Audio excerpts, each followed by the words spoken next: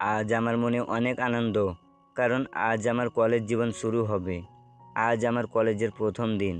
তাই আমি ফজরের নামাজ পড়ে একটু হাঁটাহাঁটি করে বাসায় ফিরে ফ্রেশ হয়ে নাস্তা করে নিলাম। আজ কলেজে প্রথম দিন, তাই একটুও লেট করতে চাই না। তাই তাড়াতাড়ি তৈরি হয়ে নিলাম। আমি তৈরি হয়ে রাস্তার পাশে দাঁড়িয়ে আছি, রিক্সার জন্য অপেক্ষা করছি। একটু পরে একটা খালি রিক্সা দেখে বললাম, ওই মামা, যাবেন নাকি? জি মামা, যাব। কই যাবে? মামা, আমাকে জাহাঙ্গীর কলেজে নামিয়ে দেবেন। ঠিক আছে মামা, উঠুন। একটু পরে রিক্সাওয়ালা মামা আমাকে কলেজের সামনে নামিয়ে দিল। আমি নেমে তার ভাড়া পরিশোধ করে দিলাম। আমি কলেজের গেট দিয়ে প্রবেশ করলাম। মনে তো একটুখানি আনন্দ আছে, নতুন কলেজে আসছি। হঠাৎ করে দেখি আমার একটা ফ্রেন্ডের গেট খোলা। তার গেট দিয়ে আমি একটা কলম দিয়ে দিই।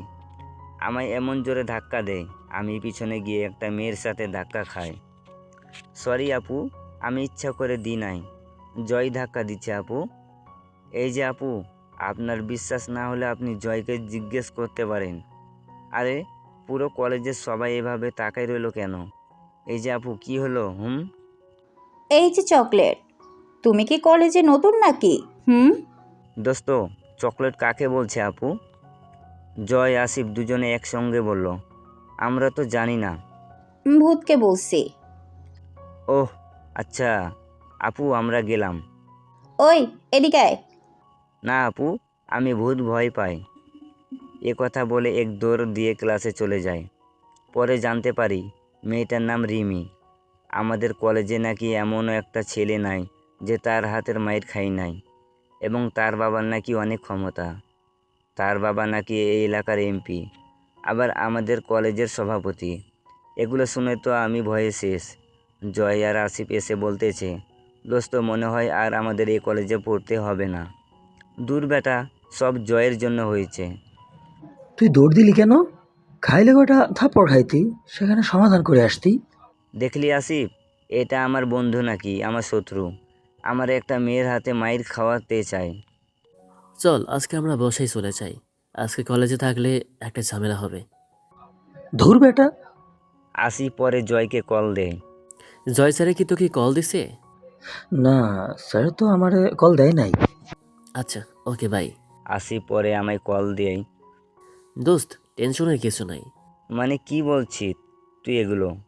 টেনশন না করতে? আরে স্যার তোকেও কল দেয় নাই, জয়কেও কল দেয় নাই, আমাকেও দেয় নাই। তার মানে মেয়েটা স্যারের কাছে বিচার দেয় নাই। সেটাও ঠিক বলছিস, কিন্তু কালকে যদি মেয়েটা তার বাবাকে কালকে কলেজে নিয়ে আসে, তখন কি হবে?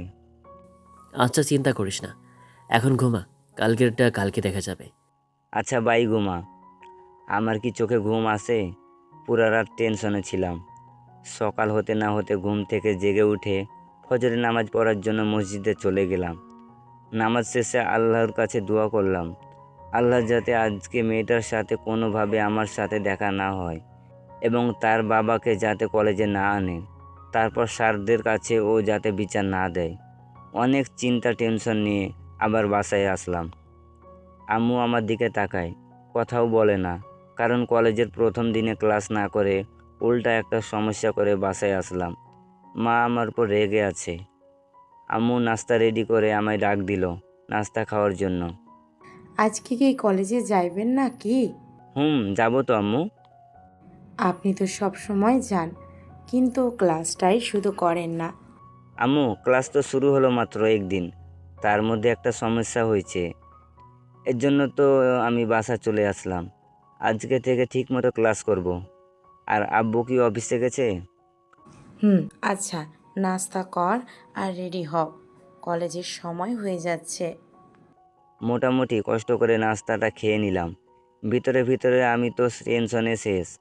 আজকে জানি কি হয়, আল্লাহই জানে। আসিফকে কল দিলাম। আসিফ, কই তুই? এই তো রেডি হচ্ছি। আচ্ছা, রেডি হয়ে জয়কে নিয়ে আমাদের বাসা চলে আয়, একসাথে যাব। আচ্ছা, আমি জয়কে কল দিচ্ছি। তাড়াতাড়ি আয়, এমনিতে টেনশনে আছি। আচ্ছা, আসতেছি, আর টেনশন করিস না। তাড়াতাড়ি আয়, কলেজে তাড়াতাড়ি ঢুকতে হবে। তারা দুইজনে প্রায় আধা ঘন্টা পরে আসে। কলেজের দিকে রওনা হলাম। অনেক টেনশন নিয়ে কলেজের গেটে এসে পৌঁছালাম। কলেজে ঢুকে চারপাশে তাকিয়ে দেখলাম কোথাও দেখা যায় কি না। চারপাশে তিনজন মিলে ভালো করে দেখলাম।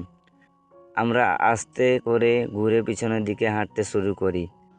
ওই চকলেট, এদিকে আয়। আপু আমাকে ডাক দিচ্ছেন। হুম, এদিকে আয়। আমি ভয়ে ভয়ে সামনে এসে দাঁড়ালাম। আপু, কালকের কাহিনীর জন্য সরি। আপু, বিশ্বাস করেন আমি ইচ্ছা করে কিচ্ছু করি নাই। জয়েরও দোষ নাই। আমরা ফাজলামো করতে করতে সে ধাক্কা দেয় আর আমি আপনার ওপর পড়ে যাই। রিমু আপু আসিফ আর জয়কে ডাক দিয়ে বলতেছে, তোমরা বাসায় চলে যাও। আপু, এরা বাসায় চলে যাবে কেন? আমি বলছি তাই। না, তারা যাবে না। আচ্ছা, আমি প্রিন্সিপাল স্যারের কাছে বিচার নিয়ে যাই। আরে না আপু, এরা চলে যাবে। আচ্ছা দোস্ত, তোরা চলে যা। এরপর আসিফ আর জয় বাসায় চলে যায়। ওই, কালকে আমি যে তোকে ডাক দিছি তখন দৌড় দিলি কেন? হুম? আপু, আসলে আমি একটু ভূতকে ভয় পাই তো তাই। ওই, আমি তো শয়তানি করছি। ওহ আচ্ছা আপু, আগে বলবেন না? চকলেট, তুই এত বোকা কেন? হুম হুম। আরে আপু, আমি তো এমনি। আচ্ছা আপু, আপনি আমাকে চকলেট বলেন কেন? এমনি, আমার ইচ্ছে হয়েছে তাই। না, আপনার যা ইচ্ছা হবে তাই বলতে পারবেন না। আমার একটা সুন্দর নাম আছে, ইয়াসিন। আচ্ছা, তাহলে আমি প্রিন্সিপাল স্যারের কাছে যাই। হুম। আরে না আপু, আপনার যা ইচ্ছা তাই বলে ডাকেন, সমস্যা নাই। আমি তো মজা করছিলাম। ও আচ্ছা, মজা করছো? আপু। আচ্ছা আপু, আমি বাসায় যাই এখন। কই যাবি? বাসায় আপু, আম্মু টেনশন করবে। আচ্ছা, আন্টির নাম্বারটা দে, আমি ফোন দিয়ে বলে দিতেছি। না থাক, আপনি ফোন দিয়ে বলার থেকে আম্মু টেনশন করুক সেটাই ভালো। ওই, নাম্বার দিতে বলছি না, নাম্বারটা দে। না, দিব না। আচ্ছা থাক, দিতে হবে না, আমি প্রিন্সিপাল স্যারের কাছেই যাই। আরে আপু, দিতেছি। দূর, জীবনটাই শেষ। সত্যি কল দিয়ে বলতেছে। হ্যালো আন্টি, আপনার ছেলে আমার সাথে আছে, কোনো টেনশন করবেন না। আপু, আপনি এটা কি করলেন? যা করছি ভালো করছি, চল আমার সাথে। কই যাব আপনার সাথে? জাহার নামে যাব, যাবি তুই? হুম? না, তুমি যাও, আমি যাব না আপু। ওই, চল বলছি। কথাটা বলে আমার হাতটা ধরে নিয়ে যাই, পরে গেটের বাইরে যাই। তারপর বাসায় চলে আসলাম। বাসায় এসে গেট দিয়ে রুমে ঢুকবো, এমন সময় আম্মু এসে হাজির। ওই, আমারে কে ফোন দিছে?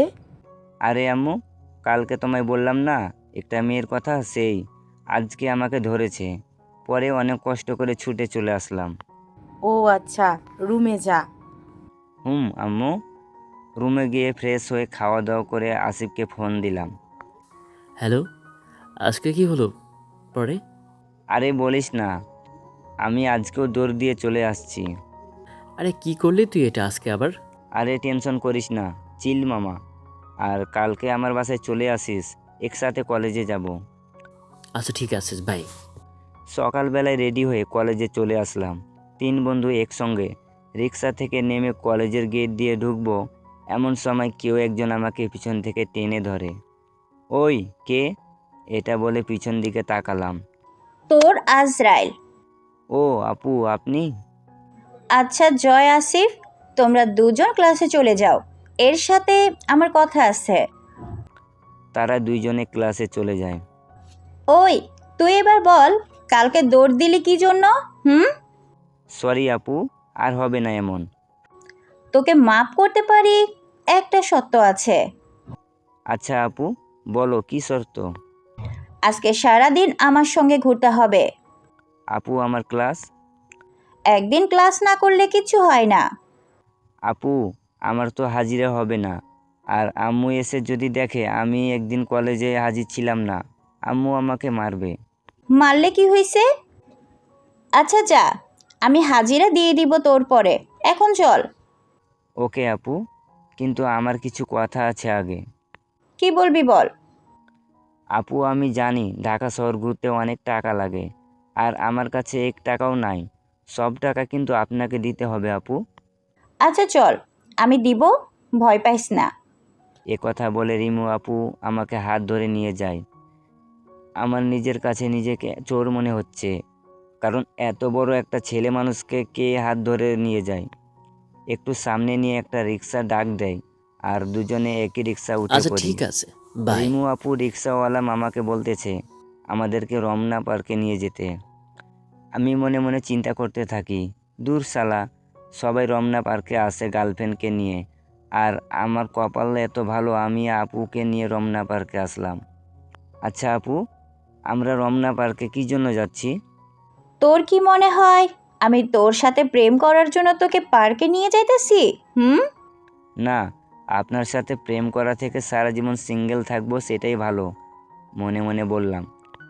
সত্যি বলতে রিমু আপুকে যে কেউ দেখলে ক্রাশ খাইব। কলেজে সবগুলো ছেলে আপুকে প্রপোজ করে, আর সবাই একটা একটা করে থাপ্পড় খাইছে। আমরা ঘুরতে যাচ্ছি, ঠিক আছে? আপু, আমরা অন্য কোথাও ঘুরতে যাই। ওই, কোনো কথা নাই, চুপচাপ বসে থাক। আমি যেখানে বলছি সেখানে যাব। আচ্ছা আপু। চকলেট। আপু চকলেট কেন? আমার সুন্দর নাম আছে, ইয়াসিন। তোকে দেখতে পুরা চকলেটের মতোই, তাই? আর ওই, আমার যেটা মন চাইবো সেটাই বলবো। না, বলতে পারবে না। আমি শুধু প্রিন্সিপাল স্যারের কাছে তোর নামে বিচার দিব। আরে না আপু, আমি তো মজা করছি।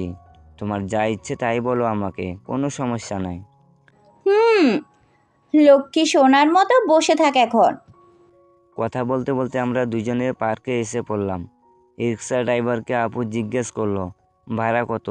সে বলতেছে 40 টাকা।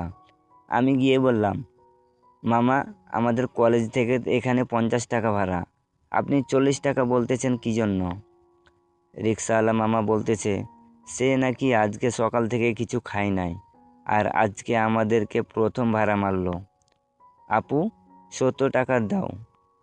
পরে আপু এসে তাকে 150 টাকা দেয় এবং বলে কিছু খেয়ে নিতে আর দোয়া করার জন্য আমাদের জন্য। আল্লাহ আপনাদের দুজনকে একসাথে সুখে রাখুক। ওই মিয়া, আপনি কি বলতেছেন এগুলো? আল্লাহ আপনার দোয়া কবুল করুক। এখন আপনি যান। এরপর রিক্সাওয়ালা মামা ওখান থেকে চলে যায়। আপু, দোয়া কবুল করুক মানে কি? সে কি বলেছে শুনেছো? শুনছি। সে না জেনে বলে ফেলছে। এখন এখানে চিল্লাচিল্লি করে লাভ হবে? হুম। এরপর আমার হাত ধরে আপু পার্কে ঢুকে পড়ে। রমনা ঢুকতে তো আর টিকিট লাগে না, তাই সহজে ঢুকে পড়লাম। ভিতরে হাঁটতে লাগলো আর আমাকে সব কিছু দেখাচ্ছে। মনে হয় আমি কিছু চিনি না। হাঁটতে হাঁটতে খেয়াল করলাম একটু দূরে ফুচকার দোকান দেখা যাচ্ছে। রিমু আপু আমার হাতে 100 টাকার নোট দিয়ে বলতেছে ফুচকা নিয়ে আসতে। কি আর করা, ফুচকা নিয়ে আসলাম। আপু ধরেন আপনার ফুচকা। কি বললি? ফুচকা ধরতে বলছি আপু। সেটা তো শুনছি। আর তুই আজকে থেকে আপনি না, তুমি করে বলবি। আপু, আর কি কি করতে হবে বলেন একটু। যখন যেটা দরকার হবে আমি সেটা বলে দিব, ঠিক আছে? কি রে, মনে কষ্ট নিলি নাকি? এ কথা বলে আপু আমার গালে একটা কিস করে দেয়। এবার খুশি? রিমু আপু কিস দেওয়ার পরে আমার অনুভূতিটা কেমন হয়েছে সেটা বলে বোঝানো যাবে না। আপু, এটা কি করলাম? কই কি করলাম? এখনো তো কিছুই করি নাই। আপু দূর, ভাল লাগে না। বেশি কথা বললে আর একটা দিব। আমি সোজা হাঁটা শুরু করি। রিমি আপু আমাকে পিছন থেকে ডাকতে থাকে। কে কার কথা শুনে আমি সোজা হাঁটতে লাগলাম। রিমি আপু পিছন থেকে দৌড়ে এসে আমায় ধরলো। কি রে, এত ভাবনেস কেন চকলেট? আপু, আমি বাসায় যাব। কেন, বাসায় বউ আছে নাকি?